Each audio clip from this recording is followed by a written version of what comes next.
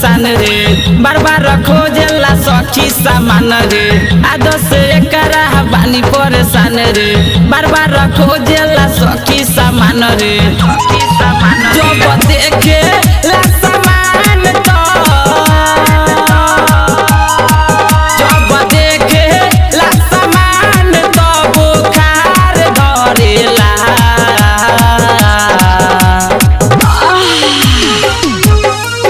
सखी क्या हम बताई रे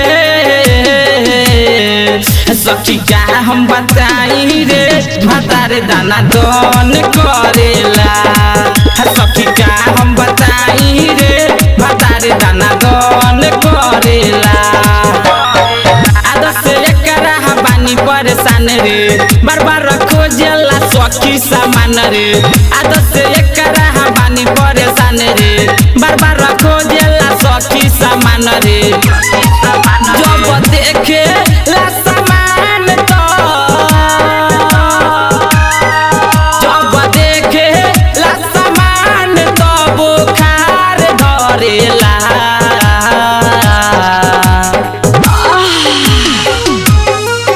सखी क्या हम बताई रे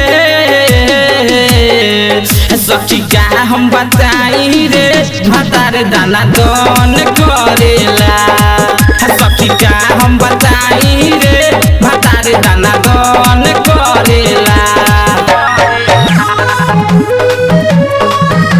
भतारे दाना दोन करेला दाना दोन करेला बेना डोला के छेना रोज रोज खियावेला ढूढ़िए पर हमारा ई रस ई चुआवेला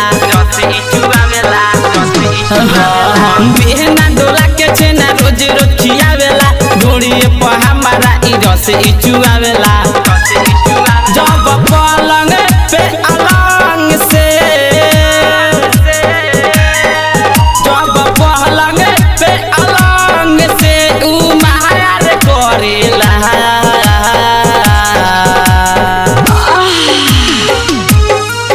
सखी क्या हम बताई रे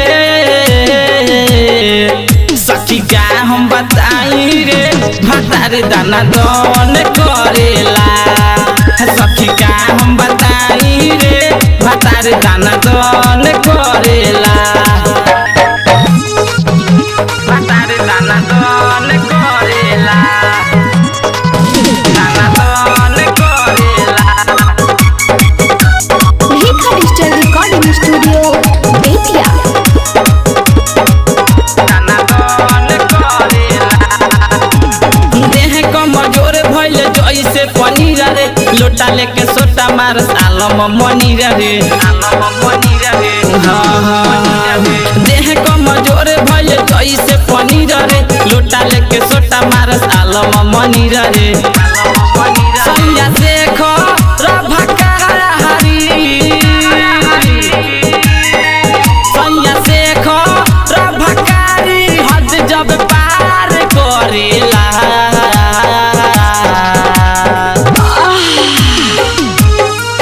सखी क्या हम बताई रे